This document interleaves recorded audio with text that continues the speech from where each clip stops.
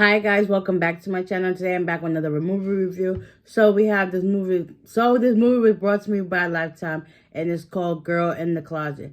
So it stars Tammy Roman and Remy Ma. So it starts off with this girl being drugged into a basement because she didn't want to do something. And then the woman closes the door in her face. And that's that. So we fast forward, and it has this woman giving her daughter a birthday party. She just turned 10. And, all her family's there. And she starts having, like, these pains in her head. And I think one of the little girls that was at the table playing cards with everybody else, said, listen, I thought you would have that checked out. She was like, I will, but I don't have time to be sitting all day in urgent care. So her daughter ended up coming to her and saying she had the best party ever. And her mother told her to go wash her hands to get ready to cut the cake. Then she get the phone call, and you could tell her whole energy shifted. And then she was like, yeah, okay, whatever. And then she got the phone. And then when she spoke to one of the girls, come to find out, they're all sisters. They're all brothers and sisters. So they're all playing cards or whatever at the table. And she was like, so who told her? And then one of her sisters, I think Renee, she was like, I mean, I don't condone what she did, but, she is her aunt. So come to find out, the aunt that's supposed to be coming through is Mia. She killed a man. And, yeah, so the mom is Patricia. She don't want Mia to be around her family. So, yeah, next you know, here comes the horn. She goes outside. It's her sister, Aunt Mia. It's her sister, Mia, and her daughter, Angela. But they don't refer to her as, like, sister and, like, that loving relationship. They're just, like, estranged. So it's her sister, even though that's her niece. She be like her daughter, whatever. So her sister Mia comes bringing a box, a shiny box, a bike. And then they're talking. And the daughter, Cameron, comes out. And she was like, Auntie Mia, she was like, here, I got some gifts for you. So she pulls out money out her bosom. And it was $40. And Patricia told Cameron to give it back and to go inside to play with her friends while the adults finish talking. She do as her mother says, and she retreats back into the house. And basically, Patricia tells her, listen, I don't want you here. Like, we not cool or whatever the case be. Then she says something, and then her daughter Angela was like, what? Excuse me? She's like, listen, get you and your tired daughter and go back to where you come from. Eventually, Patricia walks off, and Mia says, I love you, sis. People can't change. She was like, yeah, right, and walked into the house. And Angela and Mia got the gifts and took them back to the car and left. So it's the next day. Oh, that same day, everybody done left the party, and they're home cleaning up. And the mother and Patricia was like, if you're gonna sit there all day angry, you can go to your room, go to bed. She did. She pleased, and she went to bed. So the next morning, Cameron gets up and gets dressed up. Patricia's already in the kitchen. She done made oatmeal for breakfast. And Cameron asked what's for breakfast. She was like, oatmeal. Of course, she had this little attitude. She was like, you don't got any milk or butter? She was like, no, we used the rest of it. We got some syrup. You can sweeten it up. But she was like, yeah, okay. So she poured some syrup into her oatmeal and started to stir. She was like, listen, you can take some of my money for my birthday and get us some food to eat. She was like, no, I'm good for right now. And her mother goes to the refrigerator to get some juice. She opens it and about to close it to pour it to come to the table. Next, she passes out. So now she's in the hospital.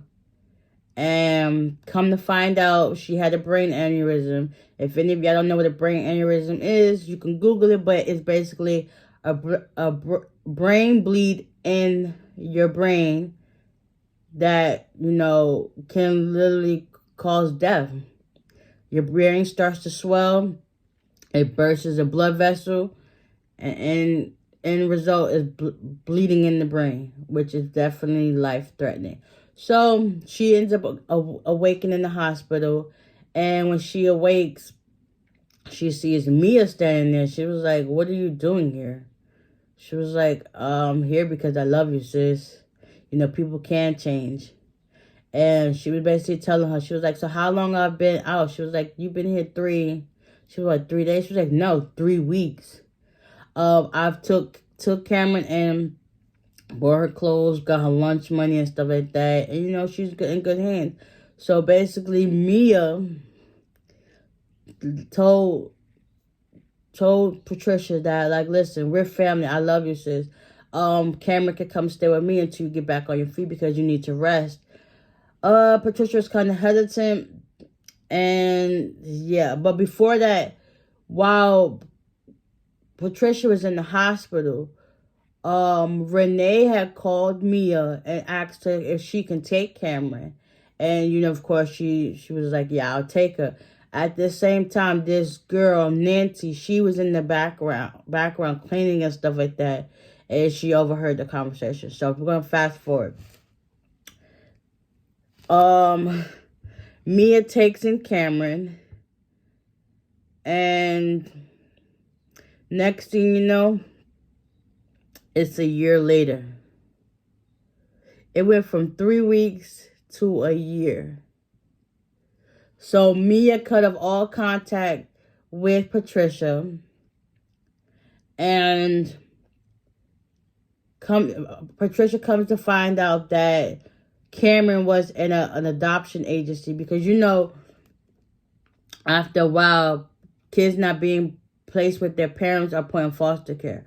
So Mia supposedly is a foster care person that, you know, she decided that she was going to take in Cameron, so she put it through the adoption agency, and that's how Cameron got to stay with Mia. So Patricia found that out a year later. She goes to the adoption agent, the Child Protective Services, and she gets in contact with this lady. And she was like, "Listen, had y'all been doing the job right, my child will be home with me." She was like, the lady was like, "So why are you just now telling me that you want your child?" And she was like, "Listen, it was just too much." Like, she had a lot going on, especially with her brain and stuff like that. That was just too much to handle. And every time she tried to get in contact with me, she couldn't get into contact with her because she cut all ties. Phone, everything is up and left. So at that same time, the woman at Child Protective Services actually got back with the originator, because she helped the original person, Josh, take on his cases because he just had a baby. So he wasn't trying to do all that workload. So she agreed to, you know, do that because his wife just had a baby. So after finding out that information about how Mia was, oh, she was livid. She went back to Josh's office and was like, "Listen, these are the easy cases." She's like, "Why you didn't tell me about Mia's past history? Like, she killed a man and stuff like that." All it took was 15 minutes to, like, do the background check up on the houses and everything. He was like, "Yeah, I did." Come to find out, he only drove by the house. He never went inside to inspect the children that was in her care. Let's just say things went left. So the lady, I'm not sure what her name was. We're going to call her Lauren. Lauren told Josh that he needed to fix this right away. So later on that day, he decides to call to see any last known address of Mia, found out where she was at, went to the house, and when she's ringing the bell, this guy, her boyfriend Chris, opens it, was like, "Listen, there's a white guy out here." She was like, "I wasn't expecting nobody." So eventually she gets up and goes to the door. She was like, "Hi, is this Mia Smith?" And he was like, "Yeah, I'm Josh, whatever. And I'm here on the account of Cameron Smith, which is her niece.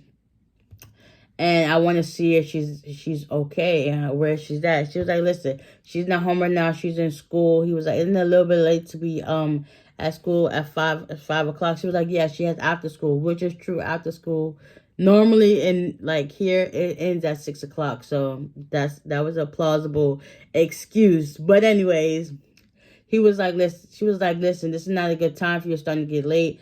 and you know you're in the bad part of the neighborhood. I don't want you out here at this time. Because I looked around the neighborhood, there was some gangbangers out there. He was like, yeah, that's fine. Yeah, I'll just come back tomorrow.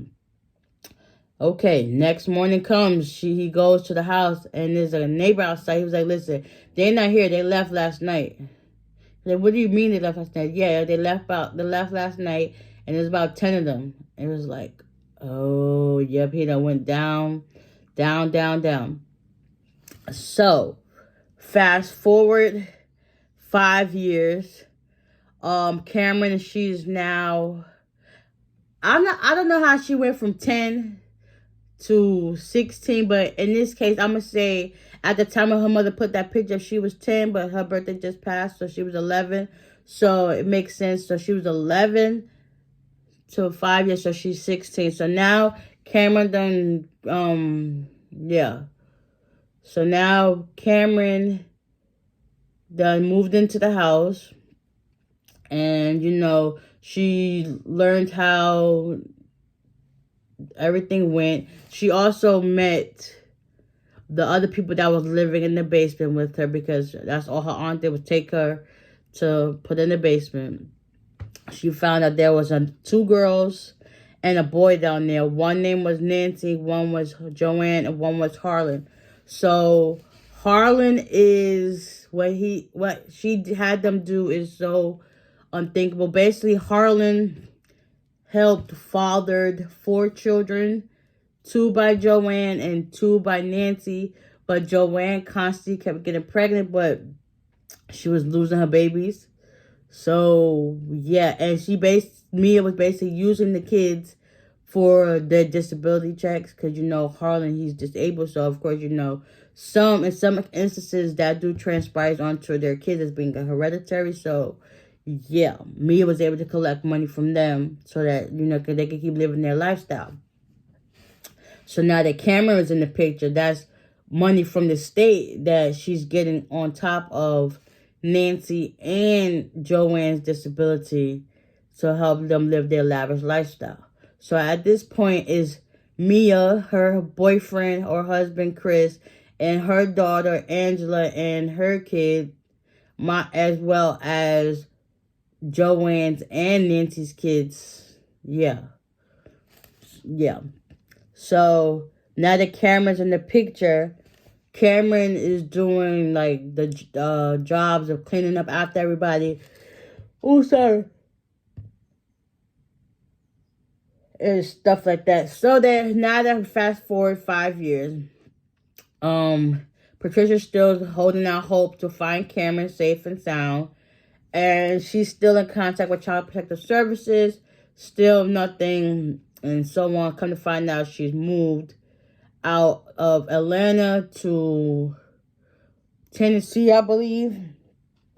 And, you know, she's still doing the same thing of, you know, making them work, live in the basement just so that she can collect their money.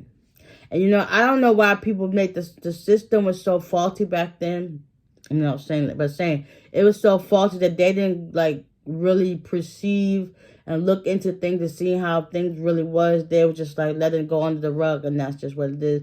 Because for so long she was able to get away with what she did, and that was okay. So now that they moved to Tennessee, she started finding ways to make more money. So she's signed up to this dating site, acting as if she was a gay woman, and she met this woman at a bar. The woman at the bar was a nurse. She's also on disability, so she was thinking about telling Mia her life story, and Mia was like, "Okay, you could come live with us." So the lady's name is Diane. Diane, being naive that she is, she went along, and she already had went to the house to check it out. And Mia tried to coerce her to the room to go look and see how everything was.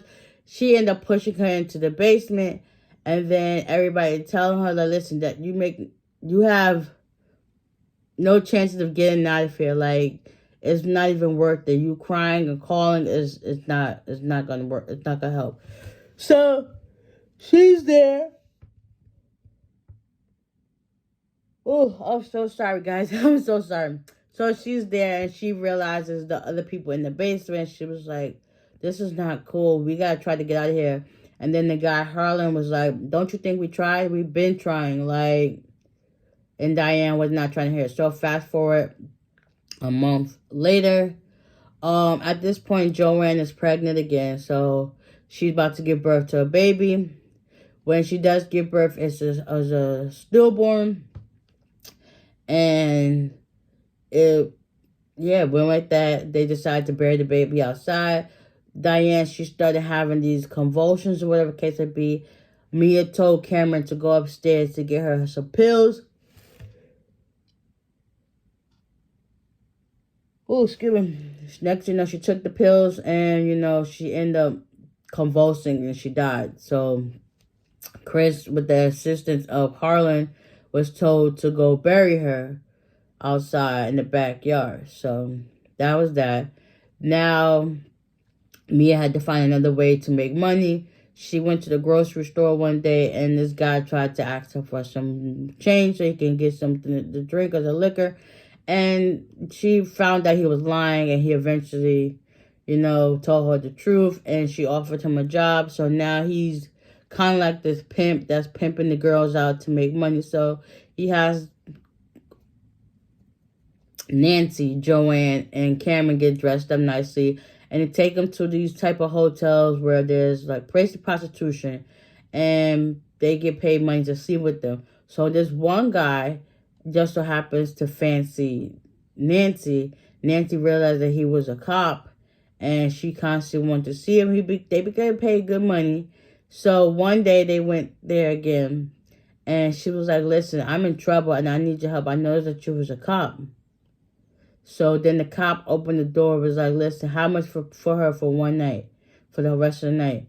And he told her, and I guess gave her the money. Next they're in the car together and Nancy thinks she's going to a police station. She ends up getting driven back to her house because she realized that's not the way it's supposed to go.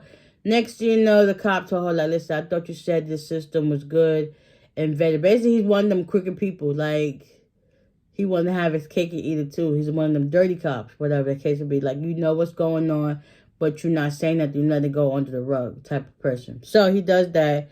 She gets pulled into the house. Next, everybody has to come out. And Mia whacks Nancy so hard that her face swells up. And they start kicking and beating her and end up putting her in the attic. So now, at this time, Joanne, she gave birth to a baby girl. And Mia decided to take her. So now Cameron's in charge of doing everything. So she figured out where in the kitchen, the drawer of this powder that they use to make them go to sleep or whatnot. And one day, Mia and Chris decided to go their separate ways to handle some business. And only person left there was Pastor. So Pastor wanted Cameron to give him something to drink. So she figured out where the powder was and she laced his drink. And she went upstairs and took some stuff upstairs to Nancy. She gave her some food, water, and an ice pack for her face. Nancy was like, listen, don't come back up here. So later on, a few hours later, Pastor and Mia are talking in the living room. And Pastor was like, don't you think it's time for let her out? And then Mia agreed that, listen, Cameron, go upstairs to get Nancy so she can get ready for work. So when Cameron goes upstairs to check on Nancy, Nancy done died from her injuries. And she's screaming and everything. Now Mia's like, listen, it's time for us to go. So now they're getting ready to go back to Atlanta because at this point, Angela was tired of living in Tennessee. And her mother was like, listen, I do not need you here. If I was forcing you to stay, I would have you downstairs in the basement with everybody else. See, Angela took it as a way like, listen, now that think about it, she could have had her in the basement with everybody else. So everybody else laughed it off. Okay, so now they're heading back to Atlanta. Angela done got a place. Angela done put them up in her house. She told them where the basement was. And let's just say the rent guy came to get the rent and he was telling Angela about there was complaints that people was talking about their sounds and the smell that they hear in the basement. And Angela was like, I know the rules. I'm good. I'm compliant. So he takes the money. He goes downstairs to get ready to get in his car. And he starts hearing these sounds. Next thing you know, he walks over to this basement shed and he hears the sound. And he then goes back to his car to get some bolt cutters and opens it up. And he thinks there's a dog inside of there because of the smell. Come to find out, Joanne and Harlan walk out. And then, just so you know, the police come, take everybody away. Cameron is, reunited with her mom, because at that point they found her locked up in the attic.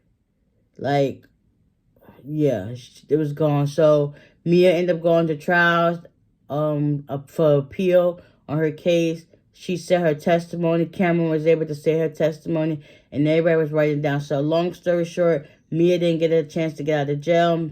Everybody that was there, that the bear witness of Mia's hands, was there and to support Cameron in the decision. So yeah, this is based on a true story.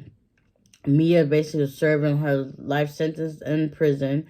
Cameron and her mama was reunited.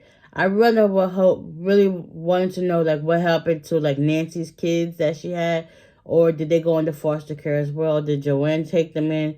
I don't know, but it was just crazy, the fact that if your family's supposed to look out for family, why would you do those unspeakable and thinkable acts to a family member? Like, I thought you loved them, but you put them through so much hell and torture. Like, no. You would think that make you a stronger person, and no, that makes you a weak person. Why would you subject somebody you love to such torture? Like, make it make sense.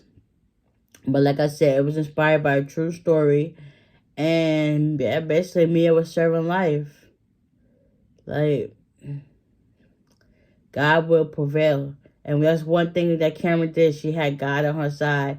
Like, when she was younger, her mama told her about the trees, that God is everywhere. So every time you see a tree, you just know God is with you. That right there was the icing on the cake. And look what happened. That was a great movie. I really do enjoy y'all watching it. Like I said, you can watch it. Like I always say, you can watch on the Lifetime app. And you can watch it on Lifetime.com, Lifetime TV.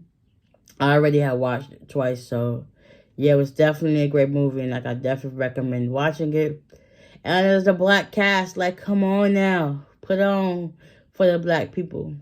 So, with that being said, I hope you guys enjoyed this recap of the movie review of Girl in the Closet on Lifetime. And I will see y'all in the next one. Bye.